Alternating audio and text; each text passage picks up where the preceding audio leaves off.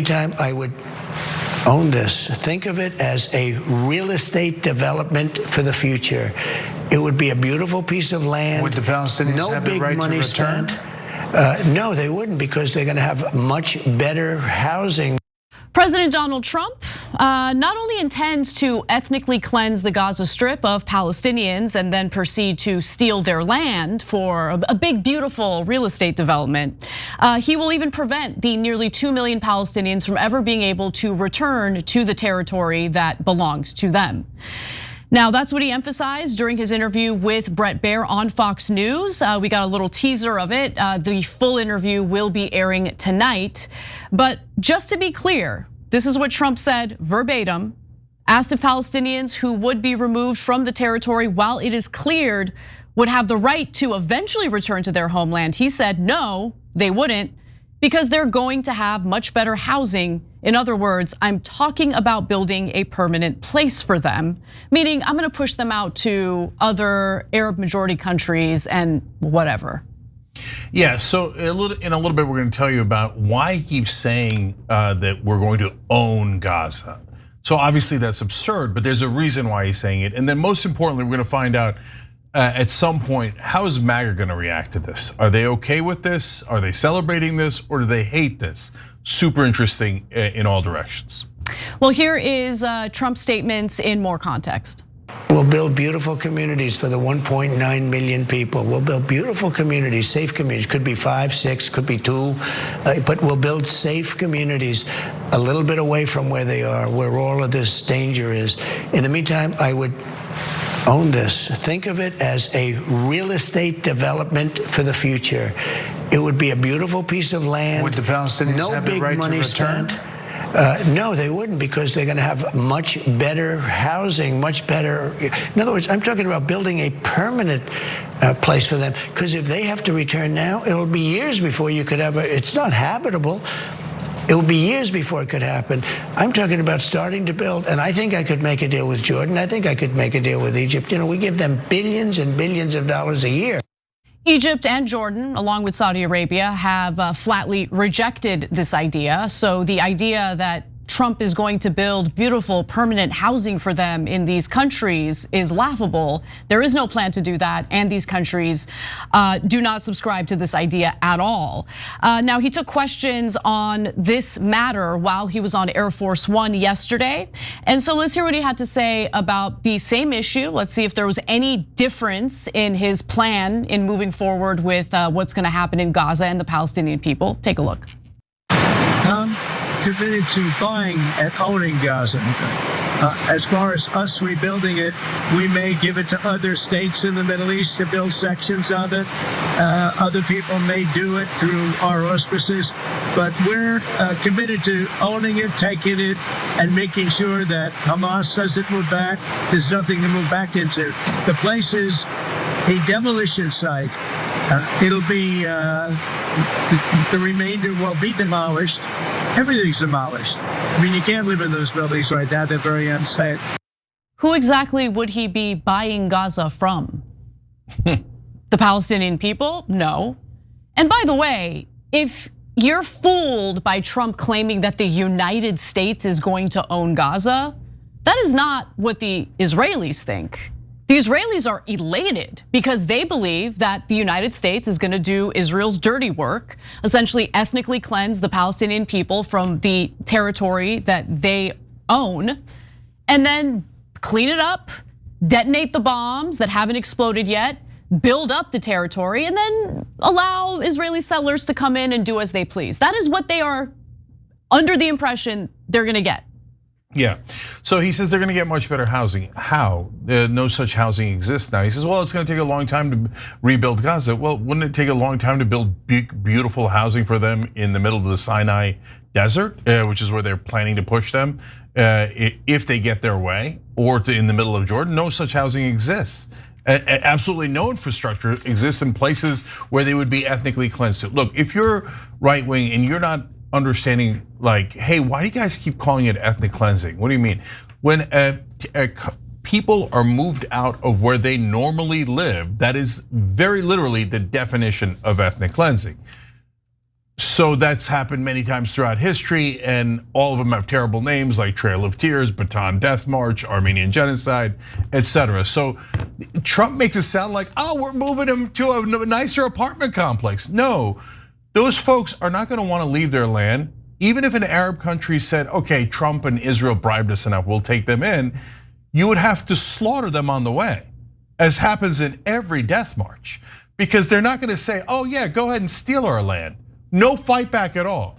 And again, I always ask you guys, if you live in America and you can't relate to the Palestinians for some reason, what would you do if they moved you out of your home and said, you don't live here anymore, we're gonna build a new place in the desert for you, get the hell out of here? My guess is, I know Americans, they'd fight back. So they're gonna fight back. Then Trump says, no, we're not gonna put any boots on the ground. We're gonna move them magically without them fighting back. I don't know if it's whether we pay Israel to do it, but there's a giant bill coming, right? Israel is, and to Anna's point, who are we buying it from? Probably buy it from Israel, so then we give Israel more money after we gave them the money to destroy Gaza in the first place, money to do ethnic cleansing of the Palestinians, money to buy it from, we're not gonna buy it. What is it gonna be, the 51st state? No one in their right mind believes this absolute lunacy. So why is he talking about owning it? There's a real reason, so that he can trick some portions of MAGA into thinking, oh, no, that's okay. After we pay for the reconstruction, because that's what's gonna happen, and after we pay for the ethnic cleansing, obviously we're gonna have to give Israel 20 billion, 100 billion, some sort of gigantic sum for that. Yeah, so not after only money. After we do that, we're going to own it, wink. That's the trick, we're not gonna own it.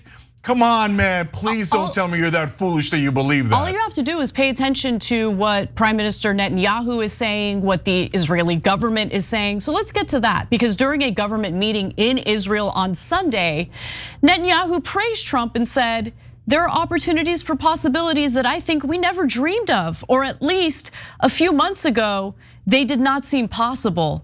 But they are possible. President Trump came with a completely different vision, much better for the state of Israel, a revolutionary and creative vision, which we are discussing. He is very determined to carry it out. Do you think that the Israeli people and the far-right members of the Israeli government, who can't even stand Christians in the West Bank, are gonna be cool with America owning the Gaza Strip? They've tried to do land grabs in Syria, in Lebanon. Please. The Israeli government is not under the impression at all that Donald Trump is looking to take over that territory on behalf of the American people. And by the way, Cenk laid out how much money, US taxpayer money, is gonna be utilized to do this, right? It's not just the money. We're gonna pay for this in the form of blood of American soldiers, because that's who we're gonna be sending over there as this ethnic cleansing is carried out. And I want to talk about how too, because guys, look, they do these tricks like, oh, we'll own it later, wink, after you give Israel a couple $100 billion, etc. So, but they're not gonna send in troops now. So he says, oh, we're gonna own it, and it sounds, and the reason Anna mentioned the bombs is because he said we're gonna clean up the unexploded bombs for Israel. And that's where MAGA went crazy. So I'm gonna get to more of their reaction in a minute. But at that point, they were like, wait, we're doing ground troops? And we're gonna blow up instead of the Israelis with those bombs? No. So then Caroline Leavitt came out and said, oh, no boots on the ground. They'll magically levitate. So, but the reason why they won't send them in the beginning is because MAGA itself would object. So they're gonna go in and wait to get attacked. They'll send in some advisors, etc., and they'll make sure the 3, 4, 8 Americans die in Gaza. Then they'll go, you see this savage Palestinian monster terrorist, blah, blah, blah, blah, blah. We have to send in 80 more, 800 more. Oh, now they got killed. Okay, now we have to send in the entire US military. How dare they mess with us? We're gonna kill the Palestinians, and we're gonna slaughter them and move them into the desert, etc. And that's how this game is played. Yeah. So those are the things that are gonna happen. Again, the question is, does MAGA at any point go, wait, we're being played? This is exactly the pro-war neocon agenda we thought we voted against. In fact, Donald Trump's repeated statements on this has now led to the dismantling of the ceasefire deal and hostage negotiation or hostage release by Hamas. We're gonna get to the details on that in just a minute. But first, I want to provide a voice to the Arab nations who are weighing in on this because they fully reject what Donald Trump is proposing here. A group of Arab nations, including Egypt, Jordan, and Saudi Arabia, put out a joint statement arguing that what Donald Trump is planning is not doable and they are not in favor of it. Because think about it, we're talking about nearly 2 million Palestinians. They would be, if they survive the ethnic cleansing, they would be made refugees that would be absorbed by the hundreds of thousands to millions in these Arab countries, right? And they're like, we don't want to do that. So in a statement, or the statement did not refer to Trump's comments explicitly, but warned that any plan that encouraged the transfer or uprooting of Palestinians from their land would threaten stability in the region and undermine the chances of peace and coexistence among its people. Millions of Palestinian refugees, by the way, are already living in camps in Jordan, Syria, and Lebanon, while others are living in Egypt and the United Arab Emirates. Egypt has also allowed more than 100,000 Gazans to cross into its territory since the war began in October of 2023. So the UAE, Qatar, the Palestinian Authority, and the Secretary General of the Arab League also signed on to this statement. The office of President Abdel Fattah al-Sisi, who is the head or the leader of Egypt, said he and Trump had a conversation last Saturday. And while they did talk about the ceasefire deal between Israel and Hamas, he claims that they did not mention anything about Palestinians being pushed out of Gaza. And Saudi Arabia's leader, Crown Prince Mohammed bin Salman, has said his country will not establish diplomatic relations with Israel without a Palestinian state. So Trump likes to tout the Abraham Accords. According to Saudi Arabia, Abraham Accords ain't going nowhere if there's a plan to push Palestinians out of the Gaza Strip and if there is a resistance to forming a Palestinian state. Thanks for watching The Young Turks, really appreciate it. Another way to show support is through YouTube memberships. You'll get to interact with us more. There's live chat emojis, badges. You've got emojis of me, Anna, John, JR. So those are super fun. But you also get playback of our exclusive member-only shows and specials right after they air. So all of that, all you gotta do is click that join button right underneath the video. Thank you.